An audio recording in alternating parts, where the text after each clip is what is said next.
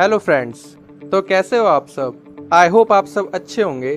स्वागत है आप सभी का हमारे इस चैनल में जिसका नाम है एक्सेल हर्डल्स।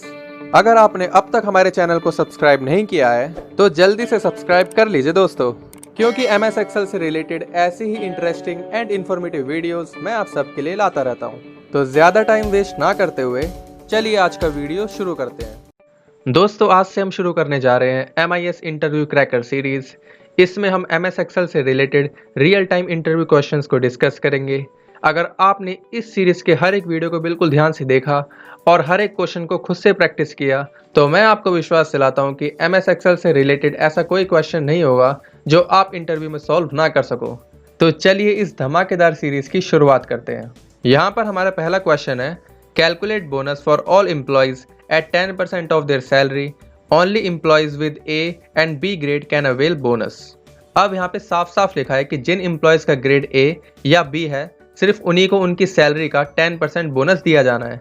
दोस्तों, इसका सॉल्यूशन देने से पहले मैं आप सबसे एक रिक्वेस्ट करना चाहूँगा कि अगर आपको इस सीरीज़ के किसी भी क्वेश्चन का कोई और सॉल्यूशन पता है तो आप उसे कमेंट सेक्शन में ज़रूर मेंशन कीजिए, क्योंकि इससे सिर्फ आपकी ही नहीं बल्कि उन सभी की हेल्प होगी जो सच में एक्सेल का इंटरव्यू क्रैक करना चाहते हैं। क्योंकि ऐसा हो सकता है कि आपका सॉल्यूशन मेरे सॉल्यूशन से भी बेहतर हो, या फिर जो सॉल्यूशन आप सही सोच के बैठे हैं हो सकता है उसमें कुछ कमी हो, तो मैं उस कमी को भी ज़रूर दूर करूंगा। तो इस तरह से हम सभी की हेल्प होगी। तो चलिए हम इस क्वेश्चन को सॉल्व करते हैं। दोस्तों, इस क्वेश्चन को देख के मुझे साफ पता लग रहा है कि ये इफ फंक्शन से हो जाएगा। तो यहाँ पर मैं इफ फंक्शन लगाता हूँ, इक्वल्स टू इफ ब्रैकेट। अब यहाँ पे लॉजिकल टेस्ट पूछ रहा है। अब यहाँ पे लॉजिकल टेस्ट में भी एक कंडीशन है, और वो कंडीशन ये है कि या तो ग्रेड A होना चाहिए या फिर B होना चाहिए। अब यहाँ पर या तो ये या तो वो वाली कंडीशन है। तो उसके लिए मैं आपको एक फंक्शन पढ़ा चुका हूँ जो है और फंक्शन। तो यहाँ पर मैं और फंक्शन लगाता हूँ इस तरह से। अब मैं यहाँ पर ब्रैकेट लगाता हूँ। अब यहाँ पे मुझे इसे बताना होगा कि ये वाला सेल या तो A हो जाए या फिर यही वाला सेल B हो जाए, इस तरह से। और यहाँ पर हम ब्रैकेट क्लोज कर देते हैं। अब यहाँ पे मैं फिर से कॉमा लगाता हूँ। अब यहाँ पे ये हमसे पूछ रहा है वैल्यू इफ़ ट्रू, कि अगर हमारी ये वाली कंडीशन ट्रू हो जाए तब हमको क्या करना है। तब हमको सैलरी का 10% देना है। तो यहाँ पर मैं सैलरी को सिलेक्ट कर लेता हूँ और इसको मैं मल्टीप्लाई कर देता हूँ 10% से, इस तरह। और यहाँ पे मैं फिर से कॉमा लगाता हूँ। अभी हमसे पूछ रहा है वैल्यू इफ़ फॉल्स, कि अगर ये वाली कंडीशन फॉल्स हो जाए, कि अगर यहाँ पर A या फिर B ना हो, कोई और ग्रेड हो, तब हमें क्या करना है। तब हमें उसे सैलरी ही दे देनी है। तो मैं सैलरी वाला सेल ही सिलेक्ट कर लेता हूँ। अब यहाँ पे मैं ब्रैकेट क्लोज करता हूँ और एंटर। तो आप यहाँ पर देख सकते हैं कि आउटपुट हमें बिल्कुल सही मिला है। तो मैं इसको एक बार नीचे तक ड्रैग कर देता हूँ इस तरह से। तो आप देख सकते हैं कि हमारा आउटपुट डिजायर्ड आउटपुट से मैच हो रहा है। तो इस तरह से हमने इस क्वेश्चन को सॉल्व किया। आई होप आपको ये समझ आया होगा। तो चलिए हम नेक्स्ट क्वेश्चन की तरफ बढ़ते हैं। दोस्तों, यहाँ पर सेकंड क्वेश्चन में लिखा है right if function if the efficiency is less than और equal to 70 then it would show fail. If it is between 71 to 100 then show good. If it is between 101 and 150 then show very good. If more than 150 then show excellent. अब यहाँ पे question को पढ़ के आपको समझ आ गया होगा, अगर एफिशिएंसी 70 या 70 से कम है तब हमको फेल दिखाना है, और अगर 71 से लेकर 100 के बीच में है तब हमको गुड दिखाना है। अगर 101 और 150 के बीच में है तब वेरी गुड, और अगर 150 से ज़्यादा है तब हमको एक्सीलेंट दिखाना है। तो इस क्वेश्चन को देख के मुझे साफ पता लग रहा है कि ये इफ़ फंक्शन से हो जाएगा। ऐसा क्वेश्चन मैं आपको पहले भी करा चुका हूँ। तो चलिए हम इसको सॉल्व करते हैं। यहाँ पर मैं लगाता हूँ इक्वल्स टू इफ़। अब मैं ब्रैकेट लगाता हूँ। अब ये हमसे पूछ रहा है लॉजिकल टेस्ट। अब मुझे इसे बताना होगा कि अगर इस वाले सेल की value less than equals to 70 हो जाए तो हमें इसे फेल दिखाना है। तो मैं यहाँ पर डबल इन्वर्टेड कॉमा में फेल लिख देता हूँ इस तरह से। अब मैं यहाँ पर फिर से कॉमा लगाता हूँ, लेकिन अब भी हमारा काम ख़त्म नहीं हुआ है। अभी हमारे सामने इतनी सारी कंडीशंस हैं, तो हमें यहाँ पर नेस्टेड इफ़ चलाना होगा। तो मैं यहाँ पर फिर से इफ़ लिखता हूँ। अब मैं फिर से ब्रैकेट लगाता हूँ।